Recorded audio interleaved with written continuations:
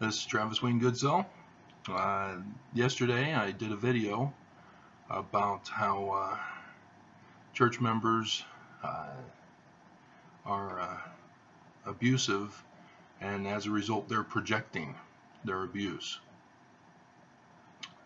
And as a result, there was a Mormon on that video who thought he would comment in a manner in which he would be sneaky. Mormons, do you honestly think I'm that dumb that I'm not gonna catch on? I deleted his comment. I could go bikers. I could go to my archives to pull it up, but he tried asking a question. Oh, asking a question, there's nothing wrong with that, is there? Yes, there is.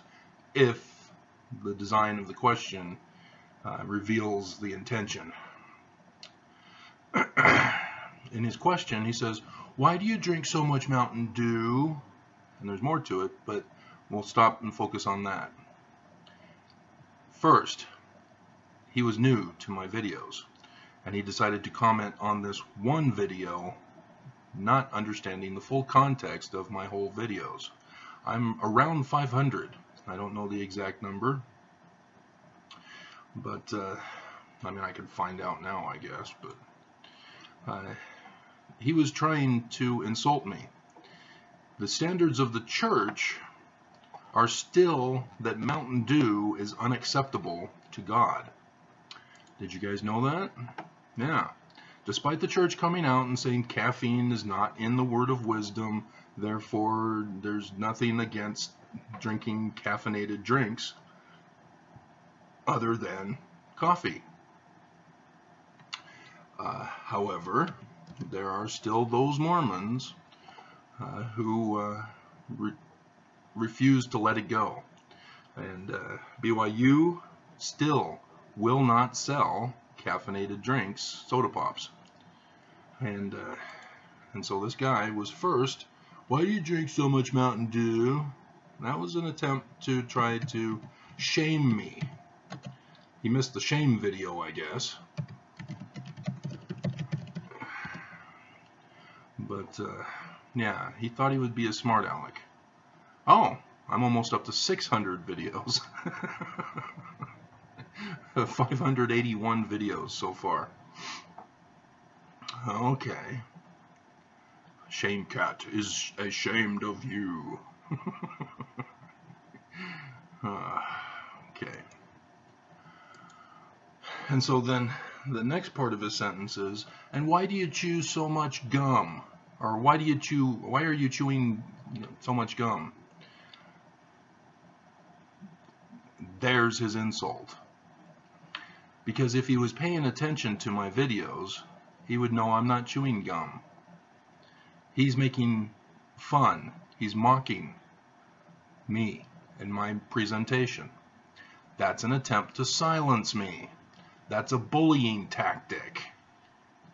The guy's an ass.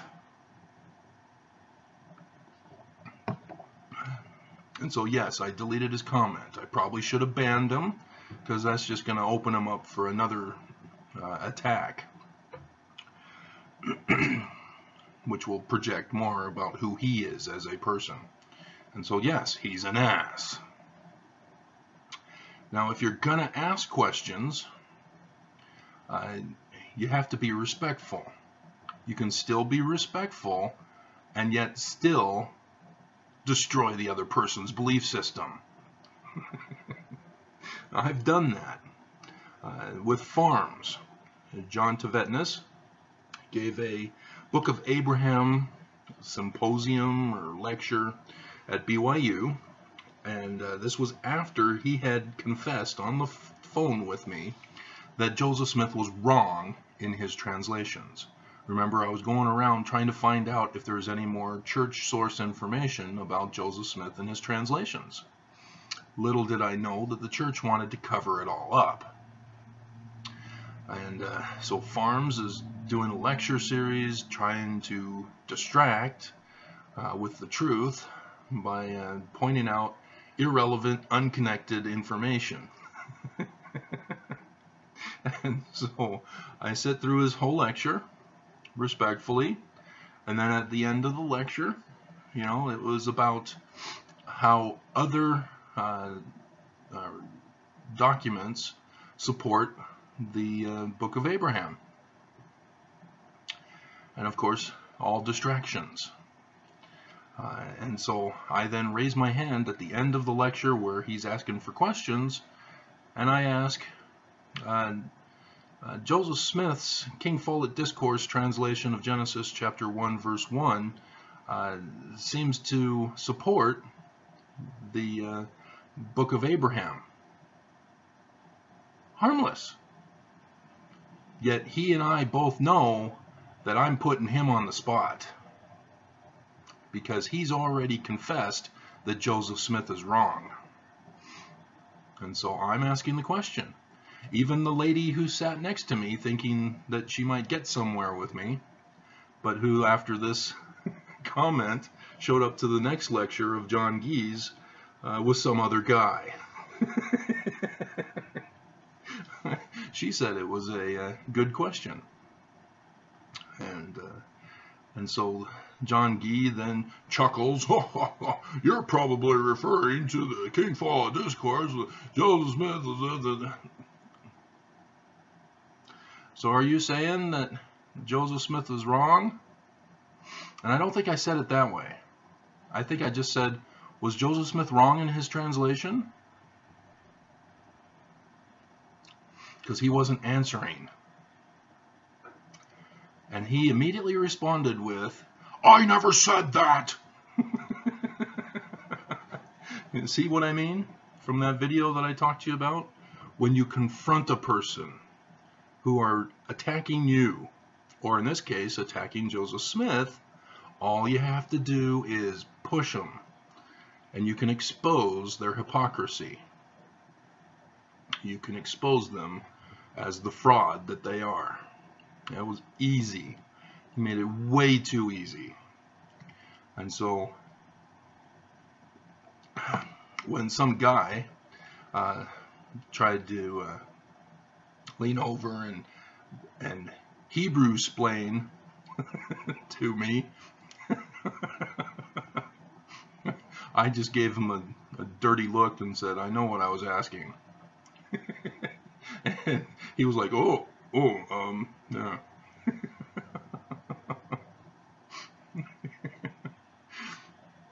And so another example is a guy that I don't know if he's still around. I haven't heard back from him when I asked him my questions, when he commented on my video, on one of my videos. It's Messiah Ben Joseph. Now, Messiah Ben Joseph has never attacked me on my videos, and he's perfectly good and fine. He's even helped me identify the Russian who's been trying to communicate with me, who tried to get documented textual translations of the brass plates. And then after I gave him a brief little snippet,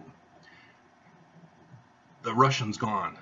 He's not communicated yet, and I don't expect to hear from him. And according to Messiah Ben Joseph, he's a lawyer in Russia. Yeah, like that Russian lawyer who arranged the Trump Tower meeting that Trump is going to go down in flames for, maybe. And so, yeah, he opened my eyes as to who that guy is. So I have nothing against Messiah Ben Joseph, but Messiah Ben Joseph chose to reveal himself as to why he calls himself Messiah Ben Joseph. And I've chosen not to talk about it, despite knowing what he's referring to. And if you don't get it, oh well.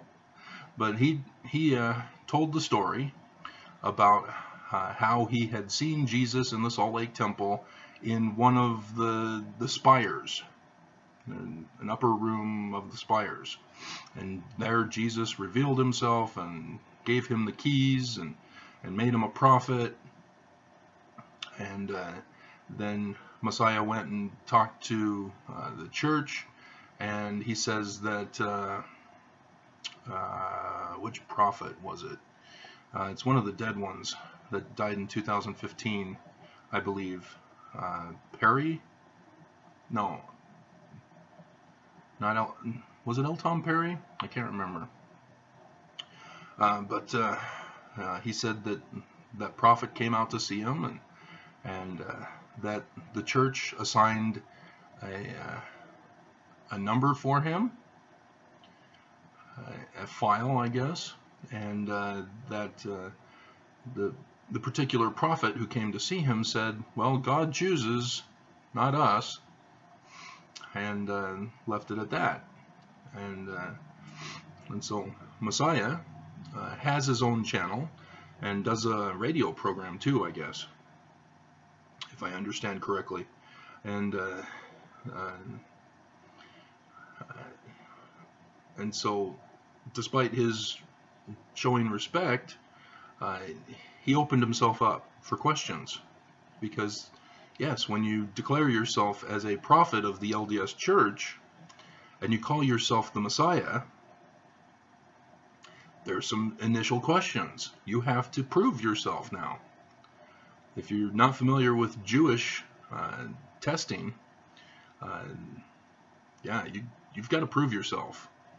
And that's why the Jews reject Jesus, is because Jesus did not pass the test. He died. Can't have a Messiah who dies. He's got to fulfill all that needs to be fulfilled. Then he can die of old age. And and so I asked, is your file number 5 letters long? And then I told him why I asked if it were 5 letters long is because the church gave me a file too. But it was called a troublemaker file in my discovery packet on the church's form submitted to the prosecution. And so I was asking him, did it happen to be a 5-number file number? And I wanted to find out, because the church just doesn't accept somebody as a prophet but not announce it to the rest of the church. So if he's claiming that a prophet came and visited him and said, oh, the Lord chooses, and signed him a file, I need to clarify, why aren't you announced to the church by the LDS prophets? Why is it a 5-letter number that may explain what actually they gave you? And so that was the first question I asked. The second question, and this should be an obvious, immediate question, because for the Jews, you have to have location. You can't just claim a location and force others to accept that location. Location, location, location. And so, yes, Messiah said that he had visited with Jesus in the Salt Lake Temple, but he gave a weird location in a spire of the temple. And so I asked, why didn't Jesus visit you in the Holy of Holies and communicate with you there, and there reveal himself in his full glory?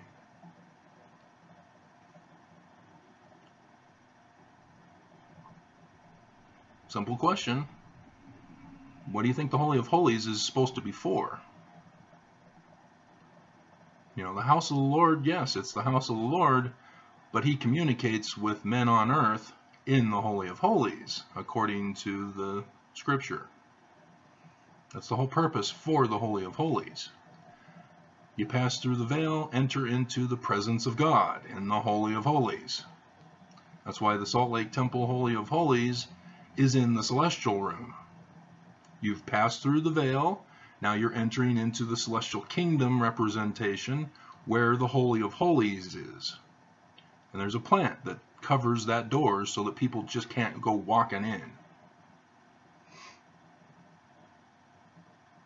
Simple questions, not trying to be abusive, but at the same time helping him understand that I question his authority. See how easy it works? You don't need to insult people. You don't need to ridicule their performance. You don't need to be abusive.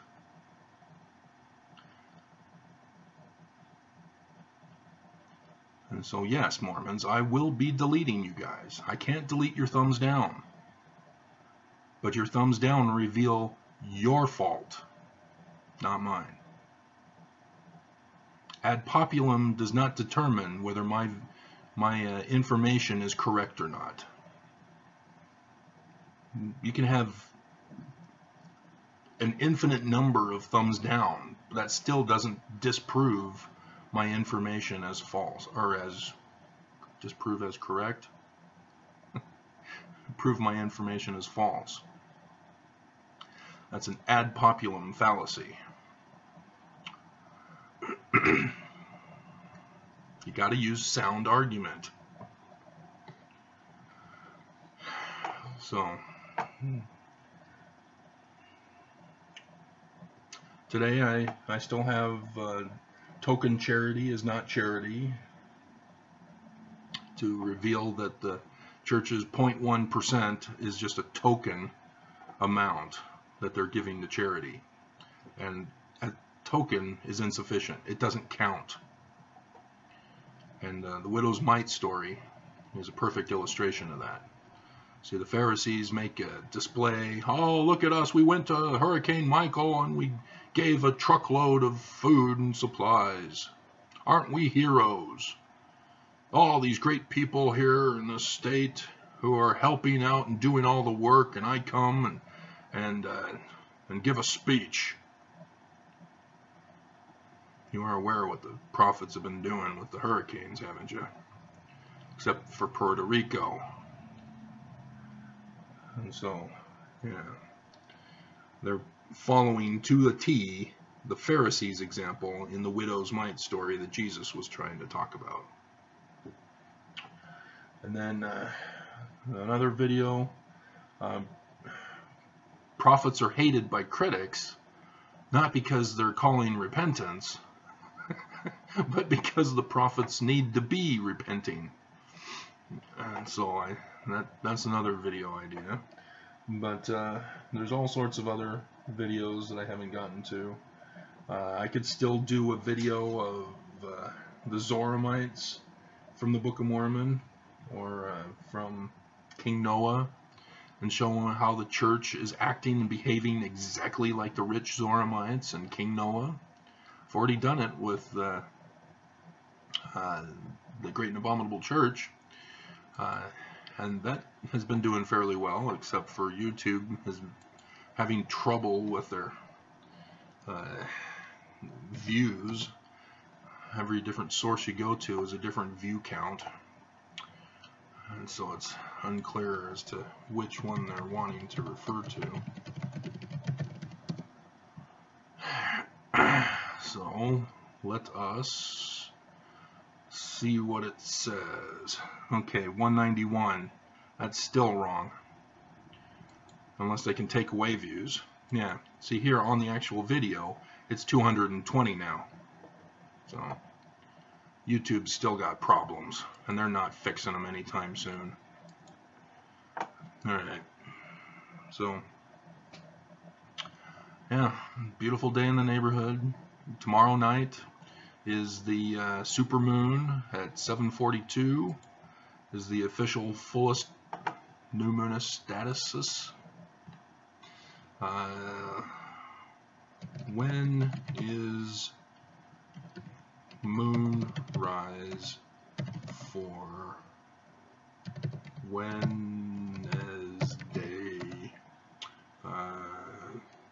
20th March 2019? Moonrise, moonset, moonrise, moonset. Okay. No, I want Florida. Well, it's 2 hours shorter of 20th, next full moon, 7:42. That's, yeah, but moonrise, okay. Today, I want tomorrow. It says it's 6:15 today, so it should be moonrise 20th. 5:22? That much of a difference, huh? I don't think so. Maybe. Yeah, it is actually. Okay. It's the sun that's a shorter period of time. Alright, so moonrise tomorrow is 5:22 p.m. So during dinner time for us Utahns, and then at 7:42 is the fullest of the full moon. So there you go. And thus beginneth Purim at 6 p.m. Utah time, according to particular Jewish sects. So yeah, different Jewish sects have different methods of interpreting timing of things, so, and establishing when a holiday begins and whatever. So, but yeah, the general one is at 6 p.m. tomorrow evening. Purim begins, and if you don't know Purim, you don't know the book of Ishtar. And if you don't know Ishtar, then you haven't got a clue as to what's going on with the Bible. So, all right. So behave, Mormons. It's destruction time. Remember the book of Esther? Ishtar? What do you think the symbolism is all about? You know, you can't be the wicked Nephites and expect to be saved by Ishtar. I mean Esther. So, alrighty.